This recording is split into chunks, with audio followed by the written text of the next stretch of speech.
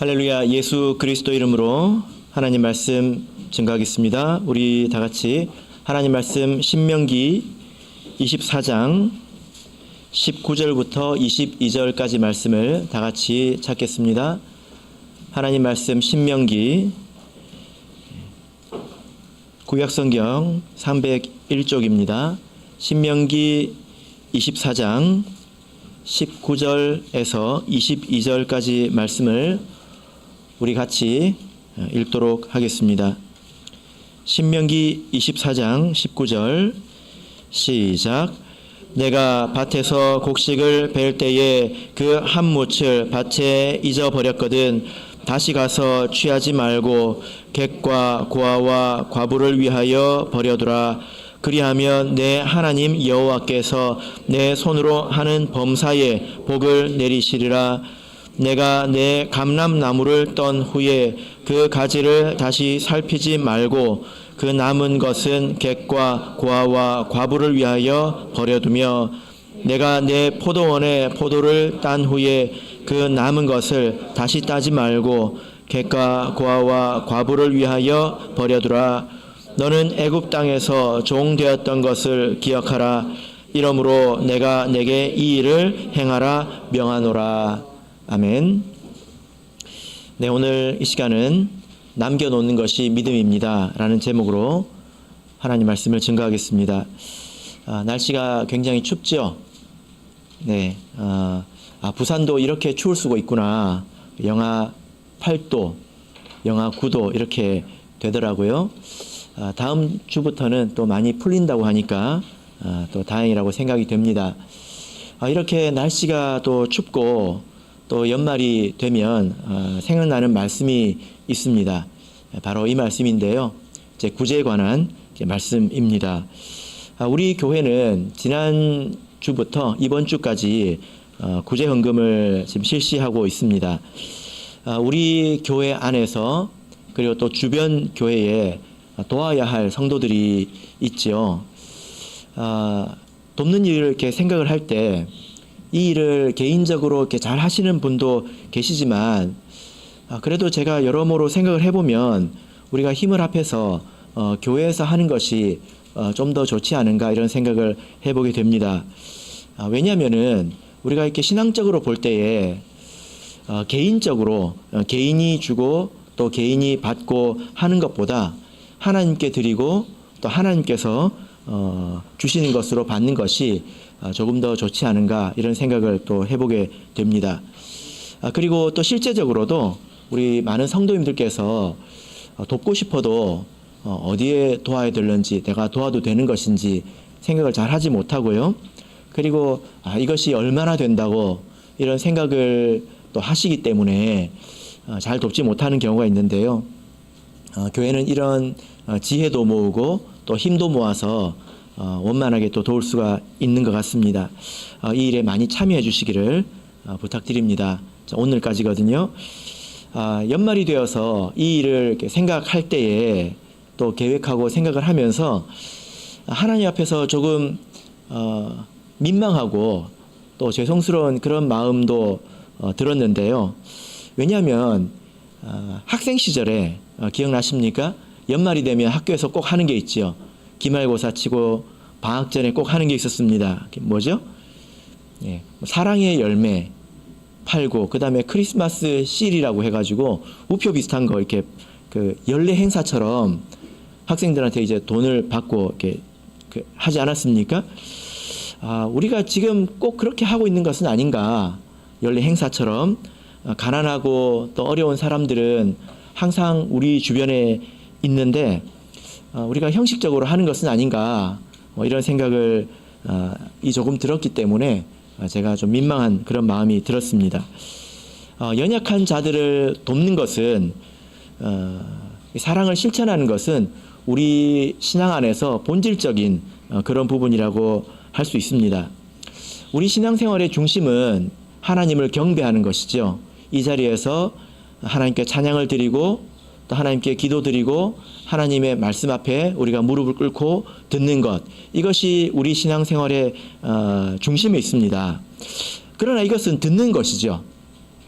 듣는 것이지 않습니까?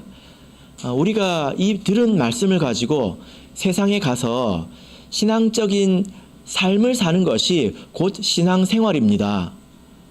만약에 신앙생활 없이 이 안에서 듣는 것으로만 끝난다면 이것은 종교 활동이죠. 신앙생활은 내가 하나님의 말씀을 들은 것을 가지고 내 삶에 가서 그것을 살아내는 것이지 않습니까?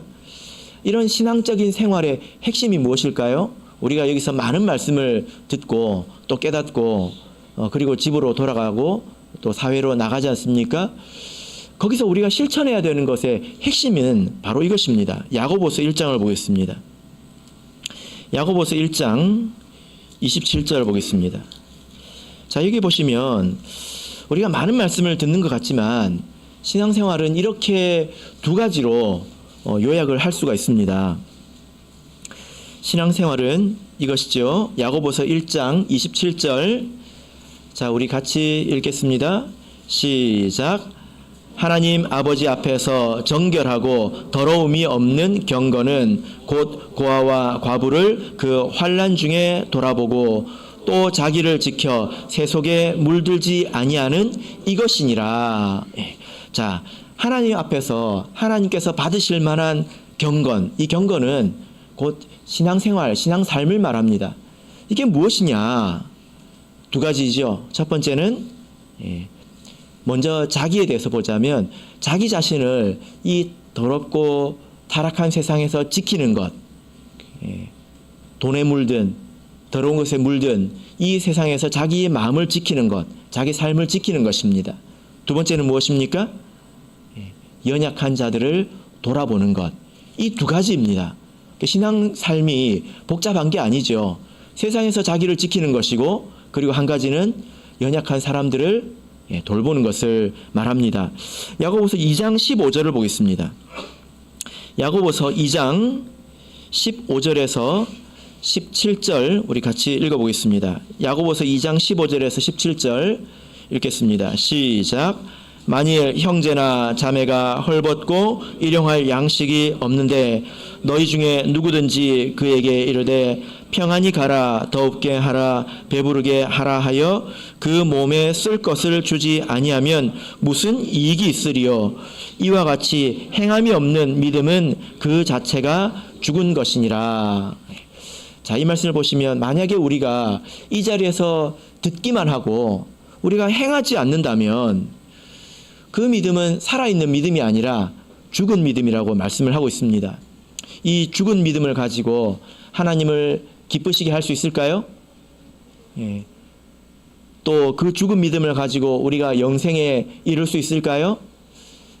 그래서 우리가 하나님을 믿는 것은 신앙생활이어야 되지 종교 활동이 되어서는 안 됩니다.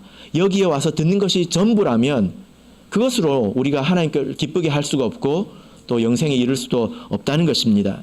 자, 그래서 오늘은 이 가운데서 우리 신앙 삶의 핵심이라고 말할 수 있는 구제, 연약한 자들을 돕는 삶에 대해서 신명기서의 말씀을 중심으로 같이 교훈을 살펴보도록 하겠습니다. 자, 우리 본문의 말씀으로 돌아가서 신명기 24장 19절 말씀을 같이 보겠습니다. 신명기 24장 19절 자, 읽겠습니다. 시작. 내가 밭에서 곡식을 베을 때에 그 한 뭇을 밭에 잊어버렸거든 다시 가서 취하지 말고 객과 고아와 과부를 위하여 버려두라. 그리하면 내 하나님 여호와께서 내 손으로 하는 범사에 복을 내리시리라. 아멘. 우리가 구제에 대해서 생각할 때 가장 기본적인 것은요, 이것이 하나님의 말씀이라는 것입니다. 하나님의 명령이라는 거죠. 세상에 있는 사람들도 구제를 많이 합니다. 그렇지 않습니까? 유니세프라든지 혹은 월드비전 이런 구제 단체에 매월 정기적으로 기부를 하는 분들도 세상에 많이 계시고요. 그리고 나름대로 또 돈을 모아가지고 연말에 이렇게 기부하는 그런 이야기들이 뉴스를 보면 나오지 않습니까? 우리가 그 이야기를 들을 수 있잖아요. 학교에서도 지금 뭐 이것을 하는지 모르겠습니다. 사랑의 열매나 뭐 크리스마스 실 같은 거 팝니까? 요즘에? 예, 한다고 하네요. 선생님은 아는데 학생은 잘 모릅니다. 예. 이거를 학생들한테 교육하는 거거든요. 예, 교육하는 거지 않습니까? 이것은 일반적인 이제 관념을 말하는 것인데, 이렇게 고통 중에 있는 사람들을 돕는 것이 사람의 도리라고 생각을 하는 것입니다. 사람의 도리라는 거죠. 도리라는 게 무엇입니까? 사람이라면 마땅히 행해야 될 바른 일, 이런 걸 도리라고 하잖아요. 사람이라면 주변에 있는 사람을 돌아봐야지. 자기 혼자 잘 먹고 잘 살면 그게 사람이냐? 이제 이런 인식이 있기 때문에 그렇게 사람들이 행하는 것이지 않습니까? 그런데 우리 그리스도인에게는 이것이 사람의 도리이기 이전에 먼저 하나님의 명령이고 또 하나님의 말씀이라는 것을 우리가 기억해야 합니다. 자, 그래서 22절을 보시면 마지막 부분에 내가 내게 이 일을 행하라 명하노라 이렇게 말씀하고 있지 않습니까? 자, 우리 레위기서 23장 22절을 보겠습니다. 레위기서 23장 22절 말씀을 같이 읽도록 하겠습니다. 레위기서 23장 22절 자 읽겠습니다. 시작. 너희 땅에 곡물을 베을 때에 밭 모퉁이까지 다 베지 말며 떨어진 것을 줍지 말고 너는 그것을 가난한 자와 객을 위하여 버려두라. 나는 너희 하나님 여호와니라. 예. 똑같은 말씀이 레위기에서도 있죠. 근데 이 말씀 다음에 뭐라고 말하고 있습니까? 나는 너희 하나님 여호와다. 이 말씀을 주시는 분이 너희 하나님 여호와다 이렇게 말하고 있습니다. 그러니까 이 연약한 자들을 돕는 것은 사람들이 합의해서 나온 게 아니에요. 그리고 이런 일을 하면 여러 가지 좋은 점이 많기 때문에 하는 것도 아닙니다. 이 일의 의미를 생각하기 전에, 이 일이 얼마나 좋은 일인가를 생각하기 전에 하나님의 명령이다라는 것을 우리가 먼저 마음에 새겨야 된다는 것입니다. 사람의 눈총이나 혹은 사람들에게 받는 칭찬 때문에 이 일을 하는 것도 아니고, 우리가 있는 자들이 없는 자들에게 베풀어야 세상이 원만해지기 때문에 그런 것도 아닙니다. 물론 그런 면이 있죠. 여러분, 이 세상이 잘 사는 사람들이 되게 잘 살고 잘 사는 사람들이 못 사는 사람들을 내버려 두면 결국에는 전체가 불행해집니다. 그래서 돕는 일들이 반드시 있어야 되는 것은 맞는 말이거든요. 그러나 이런 일이 있기 전에, 이런 생각을 하기 전에 이것은 하나님의 명령이라는 것입니다. 이걸 우리가 먼저 마음에 새겨야 되겠죠. 자, 본문으로 돌아가겠습니다. 신명기 24장 19절을 우리가 읽었는데요. 이 말씀을 통해서 우리는 구제의 대상에 대해서 생각해 볼 수 있습니다. 자, 24장 19절을 보시면 이 누구에게 구제하라고 하고 있습니까? 자, 여기 보면 대상이 나오죠. 객과 고아와 과부를 위하여 버려두라 이렇게 말하고 있습니다. 객은 나그네를 말합니다. 정처 없이 떠도는 혹은 그곳을 지나가는, 일시적으로 그곳에 있지만 그러나 그 사람은 그곳에서 현재 자립할 수 없는 그런 사람을 말하죠. 이 사람들은 자립할 수 없는, 스스로 살아나갈 수 없는 그런 대상을 이렇게 말합니다. 그런데 이런 사람은 세상에 아주 많이 있지 않습니까? 굉장히 많지 않습니까? 그래서 우리가 성경 안에서 어떤 사람들을 먼저 우리가 돌봐야 되는지 우선순위를 한번 생각해 보도록 하겠습니다. 자, 우리가 먼저 읽어야 될 말씀은 디모데전서 5장 4절입니다. 디모데전서 5장 4절 같이 읽겠습니다. 디모데전서 5장 4절 같이 읽겠습니다. 디모데전서 5장 4절 읽겠습니다. 시작. 만일 어떤 과부에게 자녀나 손자들이 있거든 저희로 먼저 자기 집에서 효를 행하여 부모에게 보답하기를 배우게 하라. 이것이 하나님 앞에 받으실 만한 것이니라. 예. 자, 여기 보면 먼저라는 말씀이 나오죠. 그죠? 어디서 이 일을 먼저 해야 합니까? 예, 자기 집에서. 누구를 대상으로? 자기 가족을 대상으로. 예. 만약에 어떤 사람이 사회에서 이 일, 저 일을 하고 또 교회에서 이 일, 저 일을 이렇게 하는데 가족을 돌보지 않으면서 그 일을 하도록 내버려 두지 말라는 것입니다. 먼저 그 일을 하고 그리고 남는 힘으로 다른 일을 하라고 하는 거지요. 자, 5장 8절을 보겠습니다. 8절 읽겠습니다. 시작. 누구든지 자기 친족, 특히 자기 가족을 돌아보지 아니하면 믿음을 배반한 자요 불신자보다 더 악한 자니라. 예. 여기서 책망하고 있지 않습니까? 만약에 우리가 먼저 자기 가족을 돌아보지 않는다면 이것은 믿음을 배반한 것이다. 이렇게 말씀을 하고 있습니다. 자, 16절 말씀입니다. 16절 읽겠습니다. 시작. 만일 믿는 여자에게 과부 친척이 있거든 자기가 도와주고 교회로 짐지지 말게 하라. 이는 참 과부를 도와주게 하려 함이니라. 예. 그래서 먼저 자기 가족으로 돌보게 하고 그리고 이어서 교회는 참 과부를 도울 수 있도록 이렇게 행하라고 말씀을 하고 있습니다. 그래서 우리가 연약한 자들을 돌아볼 때 가장 먼저 생각해야 되는 것은 첫 번째는 가족입니다. 그리고 친족이죠. 두 번째는 누구일까요? 자, 우리 갈라디아서 6장을 보겠습니다. 갈라디아서 6장 10절을 보겠습니다. 자, 이 말씀을 보면 두 번째, 세 번째를 한 번에 알 수 있습니다. 갈라디아서 6장 10절, 갈라디아서 6장 10절 우리 같이 읽겠습니다. 시작.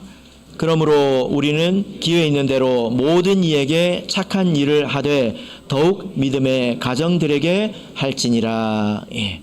자, 여기 보면 착한 일은 말 그대로 착한 일이죠. 특별히 돕는 일을 말합니다. 여기 보면 순서가 있죠. 더욱 누구에게 하라고요? 믿음의 가정들에게. 이 믿음의 가정은 누구를 말합니까? 우리 성도들을 말합니다. 더욱이라는 말은 제 원문을 보면 이것은 최상급을 말해요. 가장, 특별히, 무엇보다도 최우선적으로 뭐 이런 뜻이 되겠습니다. 그러니까 돕는데도 순서가 있다는 거죠. 먼저는 자기 가족, 친족입니다. 그리고 이어서 누구입니까? 믿음의 가정들에게 하라는 것입니다. 우리 성도가 자기 믿음의 성도들에게 착한 일을 행하는 것을 우리 예수님께서 기억하십니다. 우리 다 같이 마태복음 25장을 보겠습니다. 마태복음 25장 40절을 보겠습니다. 마태복음 25장 40절 우리 같이 읽겠습니다. 마태복음 25장 40절 읽겠습니다. 시작. 임금이 대답하여 가라사대 내가 진실로 너희에게 이르노니 너희가 여기 내 형제 중에 지극히 작은 자 하나에게 한 것이 곧 내게 한 것이니라 하고. 예. 자, 45절을 읽어볼까요? 45절 읽겠습니다. 시작.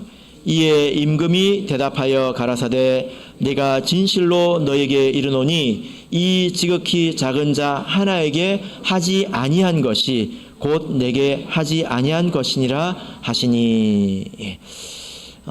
예수님에게 한 만큼 받는 것이고 예수님에게 하지 않는 만큼 책망을 받는 것이거든요. 그런데 무엇이 예수님에게 한 것입니까? 지극히 작은 자, 그러니까 아주 연약한 자, 가난하고 불쌍한 자, 그런 자에게 한 것이 곧 예수님에게 한 것이다. 예수님께서 이렇게 말씀하고 계시는데 여기 보면 40절에서는 그 지극히 작은 자가 특별히 어떤 사람인지 밝히고 있습니다. 누구입니까? 내 형제 중에서 지극히 작은 자를 말합니다. 내 형제 중에서 지극히 작은 자. 세상에 가난하고 불쌍한 사람들이 많죠. 그러나 예수님의 피로 거듭난 내 형제 중에 지극히 작은 자 하나에게 한 것이 곧 예수님에게 한 것이고, 그들에게 하지 아니한 것이 곧 예수님에게 하지 않은 것이다. 이렇게 말씀하고 있습니다. 이것이 곧 예수님의 재림 때에 구원의 근거가 되고 또 정죄의 근거가 된다는 것입니다. 그래서 우리가 지금 예수님께 많이 해야 돼요. 그것이 우리의 구원의 근거가 된다는 것입니다. 야고보서를 우리가 아까 읽었는데요. 우리가 믿음으로 구원을 얻지 않습니까? 우리 구원은 오직 믿음으로 되는 것입니다. 그런데 죽은 믿음도 있다는 것입니다. 어떤 믿음이 죽은 믿음입니까? 행함이 없는 믿음이 죽은 믿음이죠. 그 말씀을 할 때 야고보가 무슨 이야기를 시작했냐면, 어떤 사람이 가난하고 헐벗어 있는데 말만 가지고 야, 배 좀 따뜻하게 먹고 다녀라, 따뜻하게 입고 다녀라, 말만 한다고 하면 되겠냐 이 말이에요. 그죠? 그런데 그 앞서서 이렇게 말씀을 시작하고 있습니다. 만일 형제나 자매가 헐벗고 일용할 양식이 없는데 라고 말하고 있습니다. 그러니까 이것은 여기서 말하는 믿음은 우리 형제 자매에 대한 내용을 말하는 것이죠. 그죠?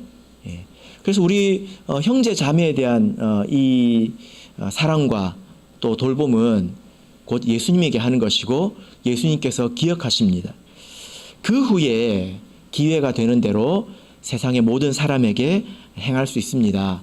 불우이웃 돕기도 할 수 있고 또 유니세프에 정기적으로 또 도와줄 수도 있죠.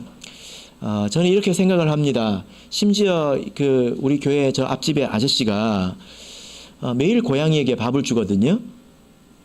어떻게 생각하십니까? 하나님께서 지으신 또 피조물이잖아요. 그들을 돌보고 또 자비를 베풀어 주는 것도 나쁘다고 말할 수는 없습니다. 잠언을 보시면 의인은 그 육축의 생명을 돌아보나 악인의 긍휼은 잔인이니라, 이렇게 말씀을 하고 있습니다. 이것도 나쁜 일은 아니라는 거예요. 그죠? 그러나 자기 가족을 돌아보고 그리고 우리 성도를 돌아본 후에 이 일도 할 수 있다는 것입니다. 만약에 우리 어떤 성도가 유니세프에 한 달에 2만 원, 3만 원 이렇게 후원을 합니다. 그것도 자동이체로 하죠. 나가는 줄도 몰라요.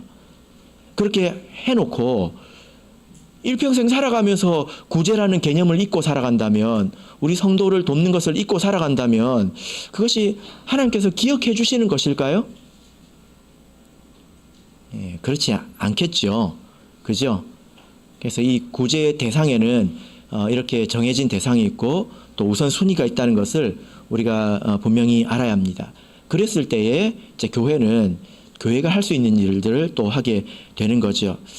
우리가 디모데전서의 말씀을 통해서 보면 교회는 참 과부를 도와야 합니다. 우리 교회가 이런 일들을 잘 해야 되겠죠. 지금 우리가 사는 이 시대는 비교적 풍족한 시대이기 때문에 어떤 사람들을 구제해야 될 것인지에 대해서 영적으로 조금 더 눈을 크게 떠야 될 것 같습니다. 그래서 정말로 필요한 것이 무엇인지 이것을 생각하는 그런 마음이 우리에게 있어야 되겠죠. 자, 본문으로 돌아가겠습니다. 이제 우리는 구제 대상에 이어서 구제 방법에 대해서 같이 생각을 해보도록 하겠습니다. 신명기 24장 20절 21절 말씀을 우리 다시 읽어보겠습니다. 신명기 24장 20절 21절 읽겠습니다. 시작. 내가 내 감람나무를 떤 후에 그 가지를 다시 살피지 말고 그 남은 것은 객과 고아와 과부를 위하여 버려두며 내가 내 포도원의 포도를 딴 후에 그 남은 것을 다시 따지 말고 객과 고아와 과부를 위하여 버려두라. 하나님께서 말씀하신 방법이 무엇입니까? 버려두라 이거죠. 버려두라. 별로 기분이 안 좋죠. 받는 사람은 그럴 수 있겠습니다. 그러나 사실 이것은 남겨두라는 것입니다. 우리가 아까 레위기서 19장 말씀을 읽었죠? 거기 보면 다 걷지 말고 밭에 한 부분을 남겨두라 이렇게 말씀하고 있습니다. 이것은 남겨두라는 거죠. 하나님께서 이제 약한 자들을 도우실 때 왜 이렇게 돕게 하셨는가 우리가 생각을 좀 해봐야 합니다. 또 남겨둘 때 어떤 마음으로 남겨둬야 되는가 이것도 생각해봐야 합니다. 다른 방식으로 도울 수도 있지 않을까요? 예를 들면 내가 싹 걷어가지고 가난한 자들이 수고할 것 없이 싹 걷어가지고 내가 나눠주면 되지 않을까요? 네. 우리가 첫 번째 생각할 수 있는 것은 이럴 수 있습니다. 육신적으로 도우면서 그 사람의 마음을 밟을 수도 있다는 걸 알아야 합니다.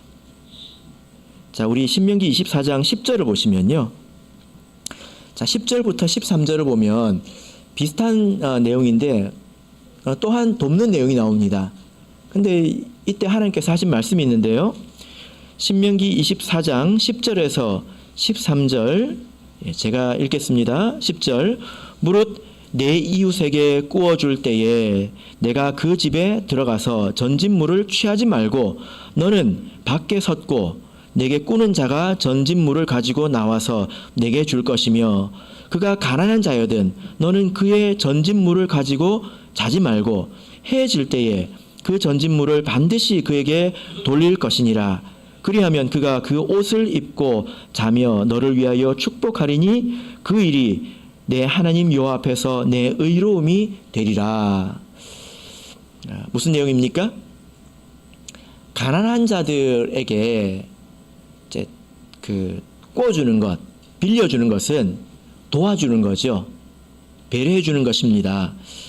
근데 그것을 이렇게 줄 때 전진물을 받는다는 거예요. 이게 뭐냐면 보증품이지 않습니까? 내가 빌렸다는 증거, 그리고 그것을 갚지 않았을 때에 이제 배상할 수 있는 이런 것들을 이렇게 담보 혹은 그 전당물 또 혹은 전진물 이렇게 표현을 하고 있습니다.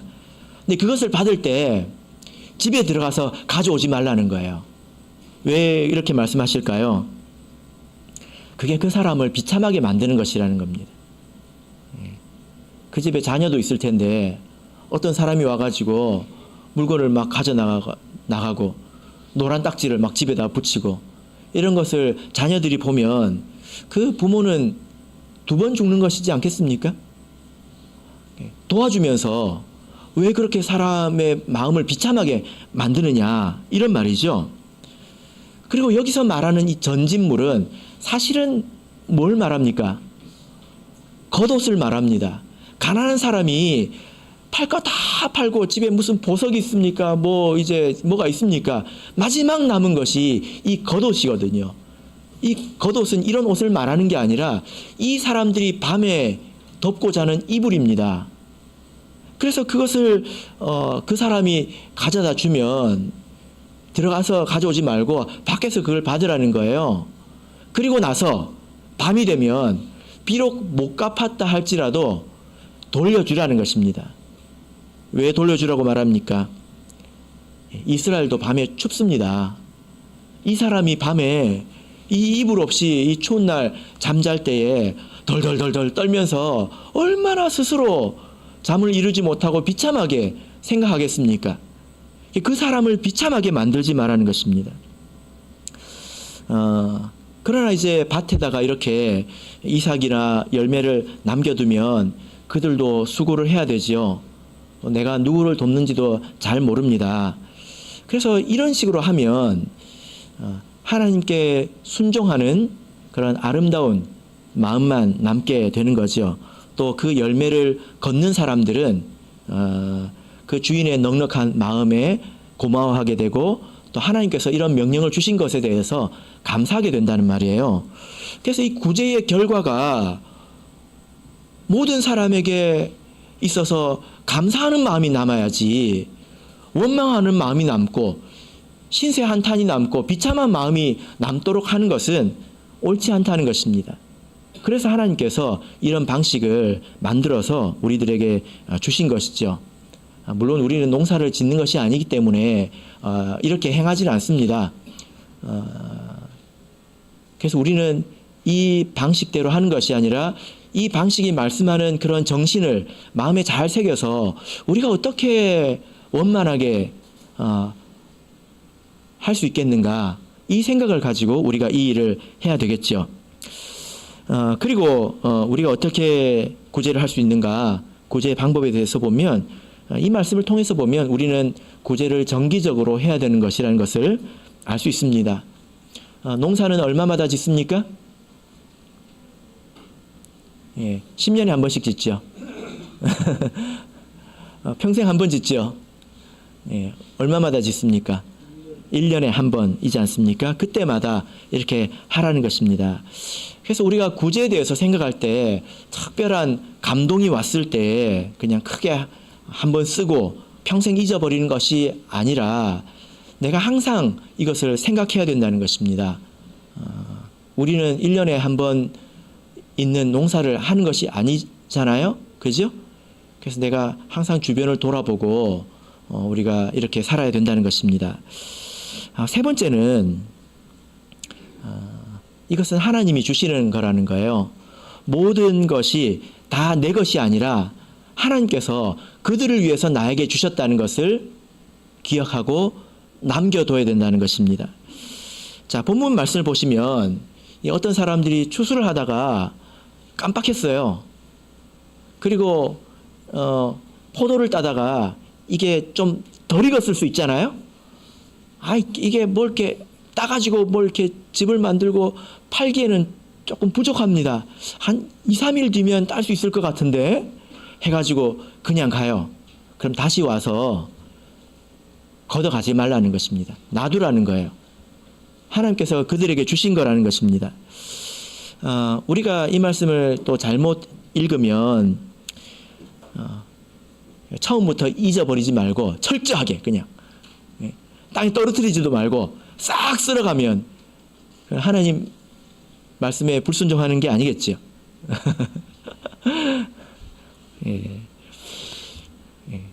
한때 우리 교회에서, 지금은 동전 사용을 잘 안 하니까 요즘에 그 동전 가지고 뭐 이렇게 하는 걸 잘 안 하는데, 예전에는 많이 했지 않습니까? 동전이 안 남도록 살 수 있잖아요. 카드로 다 결제하고. 여러분, 이 마음이 참 중요합니다.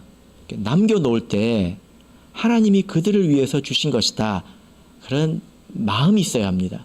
넉넉한 마음이 있어야 합니다. 이 일을 잘한 사람이 성경에 나오는데요. 자, 한번 볼까요? 우리 룻기를 보겠습니다. 룻기 2장을 보겠습니다. 룻기는 이런 이야기지 않습니까? 이스라엘에 흉년이 왔을 때 어느 한 가정이 이스라엘을 떠나서 저기 이방 땅으로 갑니다. 그러니까 하나님이 없는 곳으로 가지요.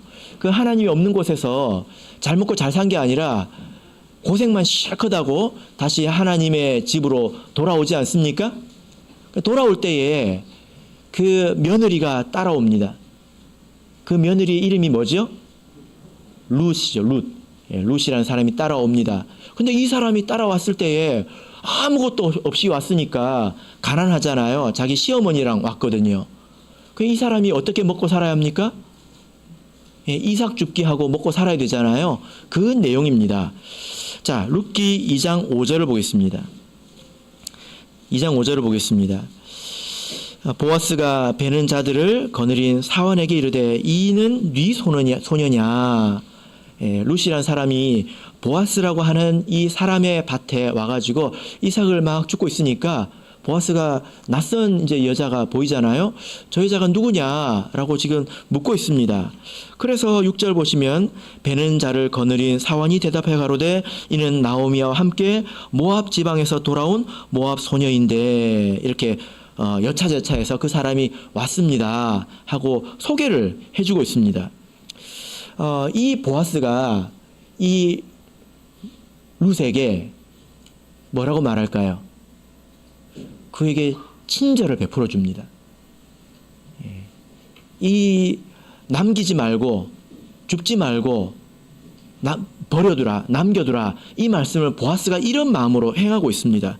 8절 보시면요, 보아스가 룻에게 이르되 내 딸아 들으라, 이삭을 주우러 다른 밭으로 가지 말고 여기서 떠나지 말고 나의 소녀들과 함께 있으라. 그들의 배는 밭을 보고 그들을 따라 내가 그 소년들에게 명하여 너를 건드리지 말라 하였느니라. 목이 마르거든 그릇에 가서 소년들의 길어온 것을 마실지니라. 예. 여러분, 이 룻이 이방 여인이잖아요. 거기 와가지고 이렇게 줬을 때에 얼마나 눈치 보이겠습니까? 같이 줍는 여자들도 있잖아요. 그리고 거기 일하는 사람들도 있지 않습니까? 혹시 나보고 너 누구야? 왜 왔어? 가! 이렇게 할 수도 있잖아요. 그냥 마음 편하게 여기서 주워 가라고. 그리고 일을 하다가 목이 마르면 시원하게 마시라고 이렇게 배려를 해줍니다. 왜 이렇게 배려를 해줄까요? 예? 룻이 좀 이뻤을까요? 흑심을 품고 그랬을까요? 그렇지 않습니다. 자, 11절, 12절 같이 보겠습니다. 11절, 12절 같이 읽겠습니다. 시작. 보아스가 그에게 대답하여 가로되 내 남편이 죽은 후로 내가 시모에게 행한 모든 것과 내 부모와 고국을 떠나 전에 알지 못하던 백성에게로 온 일이 내게 분명히 들렸느니라. 여호와께서 내 행한 일을 보응하시기를 원하며 이스라엘의 하나님 여호와께서 그 날개 아래 보호를 받으러 온 내게 온전한 상 주시기를 원하노라. 예. 보아스가 어떤 마음으로 그 여인에게 호의를 베풀었습니까?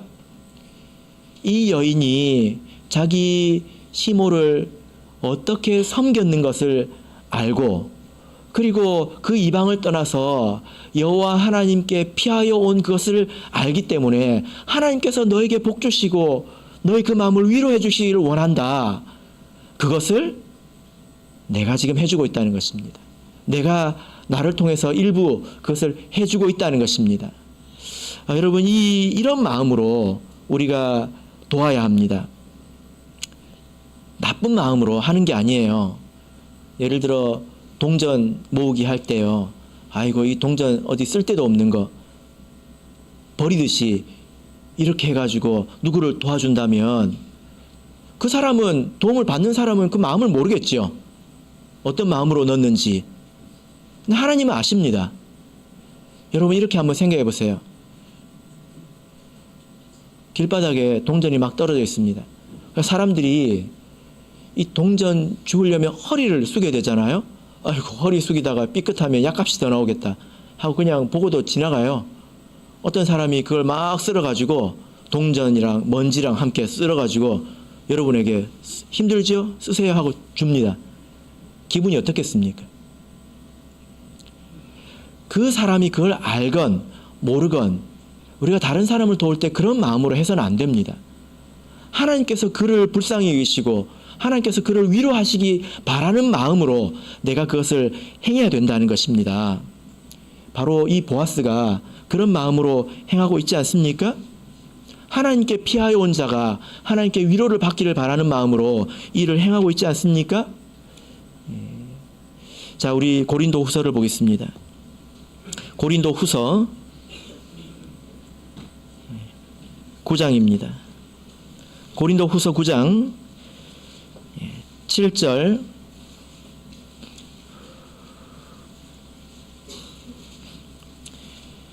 고린도 후서 9장 7절에서 9절까지 우리의 말씀을 같이 읽도록 하겠습니다. 고린도 후서 9장 7절에서 9절 읽겠습니다. 시작. 각각 그 마음에 정한 대로 할 것이요 인색함으로나 억지로 하지 말지니 하나님은 즐겨내는 자를 사랑하시느니라. 하나님이 능히 모든 은혜를 너희에게 넘치게 하시나니 너희는 너희로 모든 일에 항상 모든 것이 넉넉하여 모든 착한 일을 넘치게 하게 하려 하심이라. 기록된 바 저가 흩어 가난한 자들에게 주었으니 그의 의가 영원토록 있느니라 함과 같으니라. 예. 자, 여기서 바울 사도가 구제 헌금을 하고 있습니다. 이것은 이방 지역에 있는 성도들에게 돈을 모아서 유대 지역에 있는 가난한 자들에게 주려고 헌금을 모으고 있습니다. 그런데 뭐라고 말하고 있습니까?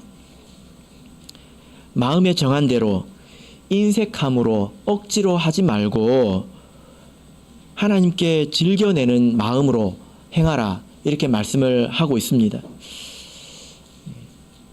이것이 합당한 마음이지요. 여러분, 이것이 아주 작은 일 같지만요, 한번 생각해 보세요. 떨어진 이삭을 줍는 일, 인건비가 더 나올지 모르겠습니다. 더 힘든 일이 될지 모르겠습니다. 그런데 하나님께서 그런 마음으로 행할 때 이 일을 통해서 큰 일을 행하십니다. 어떤 일이 일어났을까요? 여러분, 룻이 누구인지 아십니까? 다윗의 증조 할머니입니다. 이 일로 인해서 이 룻과 보아스가 나중에 결혼하게 되죠. 그리고 룻을 통해서 다윗이 태어납니다. 보아스의 이런 마음 때문에 다윗이 났다는 거예요. 만약에 보아스가 인색한 마음을 가지고 왜 저런 이방 여자가 와가지고 이런 일을 행하냐, 인색하게 했다면 아마 다윗은 다른 곳에서 태어났겠죠. 그죠? 작은 일 같지만 하나님은 그것을 통해서 큰 일을 행하신다라는 것입니다. 그래서 우리가 이렇게 하나님께서 주시는 것을 내가 공급하는 마음을 가지고 남겨놓는 그런 믿음이 있어야 합니다. 우리가 마지막으로 볼 것은 이 구제에는 약속이 있다는 것입니다. 우리가 여러 번 말씀을 지금 읽었죠. 구제에 관한 말씀이 굉장히 많이 있습니다. 우리 본문의 말씀으로 돌아가서 다시 보시면 구제에는 약속이 있습니다. 신명기 24장 19절을 다시 보시면요, 어떤 약속이 있습니까? 그리하면 내 하나님 여호와께서 내 손으로 하는 범사에 복을 내리시리라. 이 말씀을 믿으시기 바랍니다. 범사에 하는 일에 복을 내리시리라. 이번에 이제 구제를 우리 교회에서 하잖아요. 그래서 저희 집에서 아이들에게 이야기를 했습니다. 이제 너희들도 참여를 해야지 했더니 갑자기 토끼 눈이 되더라고요. 아니, 용돈이 일주일에 풀빵 한 번 사 먹을 돈밖에 안 되거든요. 아니, 그 돈을 가지고 뭘 하라고요? 혹시 압니까? 하나님이 풀빵을 10번 사줄지. 하나님이 반드시 갚으십니다. 잠언 19장 17절을 보면 가난한 자를 불쌍히 여기는 것은 여호와께 꾸이는 것이니, 꾸이다는 게 뭡니까? 하나님께 빌려주는 것이니, 하나님께서 빌렸으니까 당연히 갚아주시겠죠. 무엇으로 갚아주실까요? 언제 갚아주실까요? 여러분, 사람이 다 연약한 구석이 있어요. 연약할 때가 있습니다. 내가 연약한 자를 도우면 내가 연약할 때 하나님이 나를 돕는다는 것을 우리가 알아야 합니다. 내가 연약한 자를 돕지 않으면 하나님께서 너도 너 알아서 살아라 하실 것입니다. 그래서 우리가 하나님께서 주시는 이 축복의 말씀을 믿고 받아들이고 우리가 구제를 해야 합니다. 이제 10년이 지난 일이 있는데요. 이제는 말해도 되지 않나 이런 생각이 듭니다. 제가 목회를 나와가지고 간 곳이 목포교회입니다. 거기에 가면 구제하기를 참 좋아하는 집사님이 있습니다. 그 세 아들이 여기 있습니다. 그래서 좀 이야기하기가 민망하기도 한데 그래도 오늘 제목인 만큼 좀 말씀을 드려야 될 것 같습니다. 나중에 그 아들들하고 좀 이야기를 해보니까 아니 우리는 이런 집에 사는데 우리 아버지는 왜 날마다 사람들에게 이렇게 퍼다 주는가? 이게 좀 원망하는 마음이 있었대요. 지금 있는 게 아니고요. 그래서 제가 그 집을 뭐 여러 번 가봤기 때문에 그 말이 어떤 말인지 제가 뭐 아주 잘 압니다. 그리고 심지어 저도 좀 속상할 때가 있었습니다. 어떤 때가 있었냐면 교회에 이제 정기적으로 밥을 얻어먹으러 오는 이렇게 노숙자가 있었습니다. 예배를 드려야 밥을 이제 줬기 때문에 항상 예배에 오셨는데 모든 성도님들보다 출석률이 좋았고요. 심지어 더 일찍 오셨습니다. 예. 겨울에는 괜찮은데 여름이 되면 주변에는 사람들이 잘 안 앉았어요. 너무 냄새가 심해가지고. 네, 그렇게 오셨습니다. 그런데 이제 그 집사님이 한번 건의를 하셨는데 이 사람이 이렇게 교회를 잘 오니까 우리가 월세를 내서 이분에게 집을 좀 거처를 마련해주고 좀 끼니를 좀 해결해주자 이렇게 말씀을 하셨어요. 근데 그게 사실 잘 안 됐습니다. 교회에서 회의를 했는데 잘 안 됐어요. 왜냐하면 그분이 토요일에는 참예수교회 가고 일요일에는 천주교 가고 그러셨거든요. 뭐 이제 여타 뭐 여러 가지 문제가 있었습니다. 근데 그분이 그때 너무 속상해 하시더라고요. 너무 속상해 하시는 것을 보고 저도 속상했습니다. 이것이 그 일이 어떤 일인가, 지혜로운 일인가, 또 합당한 일인가 여러 가지를 생각을 이제 뭐 해보게 되지 않습니까? 사실 뭐 이것이 옳고 그름을 따지기 전에 그분의 마음이 참 진실했습니다. 어떤 그 성도님이 농사일로 바쁘면 그 농번기 때는 인부 구하는 것이 굉장히 어렵거든요. 그분이 얼마나 힘들면 자기 그 노모가 80살이 넘어가지고 이제 무릎도 시원찮고 이제 그런 분도 앉혀다가 일을 시킬 정도로 그렇게 그 힘들었습니다. 그럼 이 집사님이 잠을 안 자고요. 가서 일을 해줬어요. 그렇게 불쌍한 사람들을 도와주셨습니다. 그래서 제가 그때 그분을 보면서 참 대단하시다. 한편으로 참 못 말리겠다. 뭐 이런 생각도 들었습니다. 그리고 이제 10년이 지나가지고 제가 이제 부산에 왔는데요. 부산에서 시간이 지나면서 계속 종종 그분이 좀 생각이 나더라고요. 특히 우리 부산에 있는 광산김씨 삼형제를 보면서 제가 이 말씀이 참 맞구나 이런 생각을 하게 되는데 잠언 11장 25절을 보면요. 구제를 좋아하는 자는 풍족하여질 것이요. 이렇게 말씀을 하고 있습니다. 구제를 좋아하는 자는 풍족하여질 것이요. 그래서 하나님께서 그 가정에 축복을 주신 것을 제가 느낍니다. 그래서 그 자녀들이 지금 다 믿음 안에 있죠. 그리고 또 훌륭한 며느리들을 맞이하고 또 건강한 자녀들을 또 하나님께서 주시지 않으셨습니까?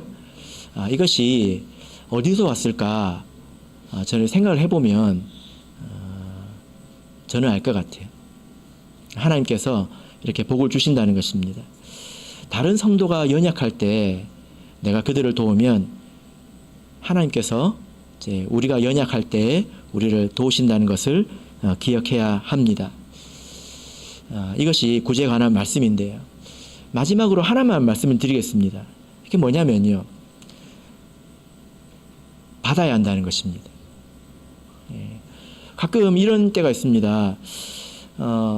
받는 것도 믿음이라는 거예요. 하나님께서 우리를 도우실 때 다른 사람을 통해서 도우십니다. 그래서 도움을 받는 것은 하나님께 도움을 받는 거죠. 그런 믿음이 있어야 합니다. 근데 이 도움을 안 받으려고 하는 것도 좀 왜곡된 거예요. 그리고 특히 다른 도움은 다 받는데 돈은 안 받겠다. 이것도 좀 이상한 것 같습니다. 사실 여러분이 지금도 도움을 받고 있지 않습니까? 하나님 말씀으로 도움을 받고 있지 않습니까?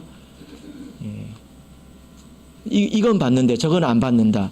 이게 제가 생각할 때는 앞뒤가 안 맞아요. 하나님께서 주시는 것은 하나님께서 주시는 것으로 우리가 받을 줄도 알아야 된다는 것입니다. 이것 또한 믿음입니다. 그리고 기도하면 됩니다. 하나님께서 복 주시기를. 말씀의 결론 맺겠습니다. 우리 신앙생활은 종교 활동이 아니지요. 여기서 우리가 이 말씀을 듣고 끝나버리면 종교 활동이 되는 것이고, 이 말씀을 가지고 나가서 살아간다면 그것이 곧 신앙생활이 되는 것입니다. 우리 모든 성도님들께서 이 세상 안에서 여러분 스스로를 지키시길 바랍니다. 그리고 항상 내 코가 석자이다 이렇게 말씀하지 마시고 연약한 자들을 돌보시는 믿음의 성도가 되시기를 예수 그리스도 이름으로 축복합니다. 우리 다 같이 찬송하겠습니다. 457장 찬송하겠습니다.